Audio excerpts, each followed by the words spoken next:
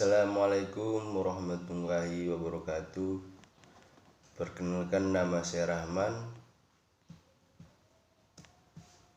Di sini saya akan menjelaskan ujian tengah semester genap Fakultas Ekonomi Universitas Al-Wasliyah. Mata kuliah Manajemen Sumber Daya Manusia semester 4, dosen penguji Habil Ikhwana SEMM MPM 200401031 Prodi Manajemen Universitas Al-Wasliyah Unipa Medan. Di sini saya akan menjelaskan 5 definisi manajemen sumber daya manusia dari 5 pakar yang berbeda. 1. Menurut SP Melayu Sibuan, manajemen sumber daya manusia adalah ilmu dan seni yang mengatur hubungan dan peranan tenaga kerja agar efektif dan efisien. 2. Menurut Ripal 2005, manajemen sumber daya manusia merupakan salah satu bidang dari manajemen umum yang meliputi segi-segi perencanaan, pengorganisasian, pelaksanaan, dan pengendalian. 3. Menurut Sutrisno 2011, manajemen sumber daya manusia mempunyai definisi sebagai suatu perencanaan, pengorganisasian, pengarahan, dan pengawasan atas pengadaan, pengembangan, kompensasi, pemeliharaan, dan pemutus hubungan kerja untuk mencapai tujuan organisasi perusahaan secara terpadu. 4. Menurut Tengku Handoko, manajemen sumber daya manusia adalah penarikan seleksi, pengembangan, pemeliharaan, dan penggunaan sumber daya manusia untuk mencapai tujuan-tujuan individu.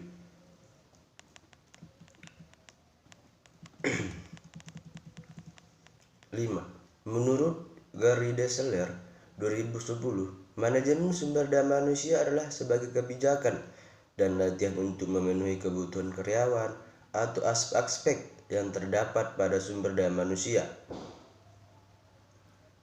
seperti pengadaan karyawan atau rekrutmen, penyaringan, pelatihan, kompensasi, dan penilaian prestasi kerja.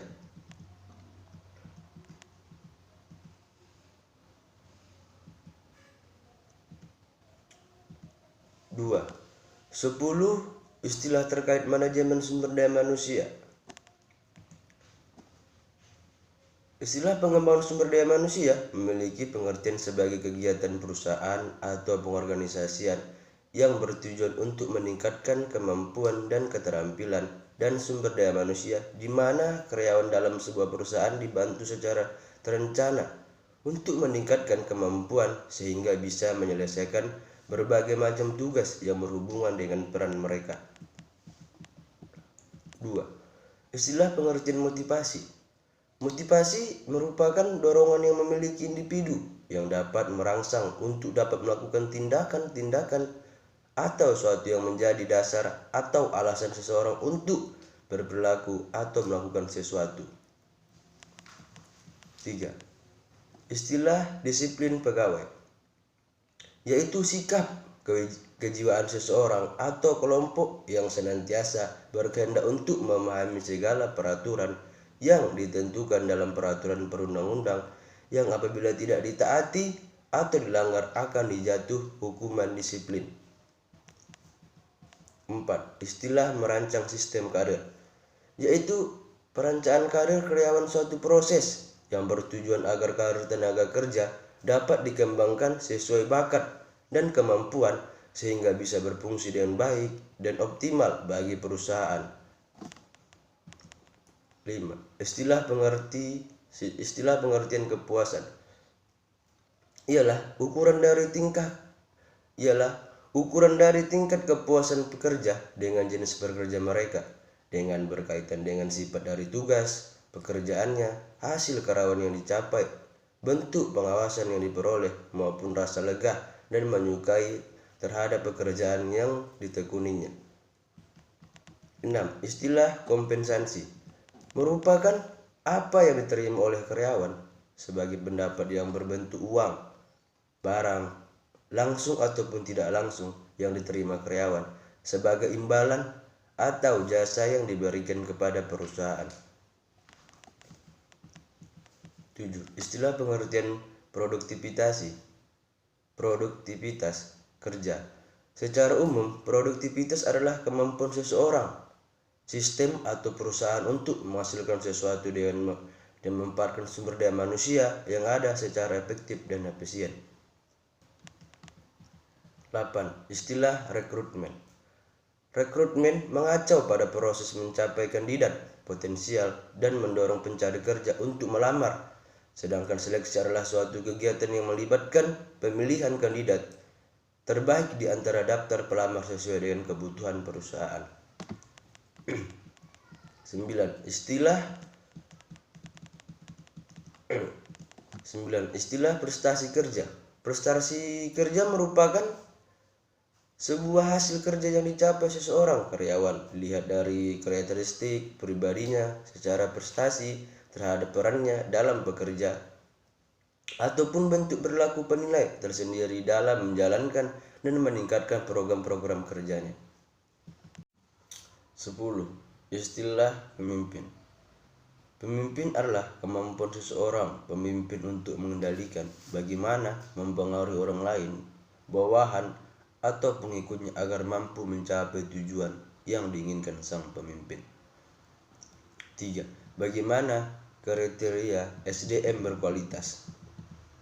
Seseorang yang tak gampang putus asa, memiliki sikap rajin, kemampuan manajemen waktu yang baik, kerjasama tim, fleksibel terhadap perubahan yang ada, mampu bernegosiasi dan mempunyai kemampuan komunikasi. 4. Apa saja upaya perusahaan dalam memperoleh SDM yang berkualitas? 1. Dengan adanya melakukan pelatihan, pendidikan, pembinaan, rekrutmen, mengadakan perusahaan sistem, kesempatan, penghargaan. 5. Mengapa perusahaan-perusahaan Indonesia masih memerlukan tenaga kerja asing?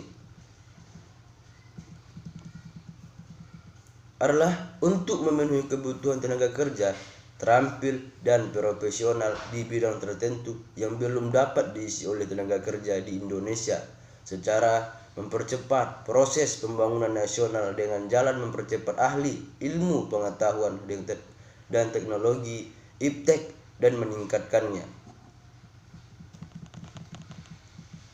Dampak positif dengan adanya tenaga kerja asing, maka kita akan mendapatkan ilmu baru di sebuah bidang pekerjaan.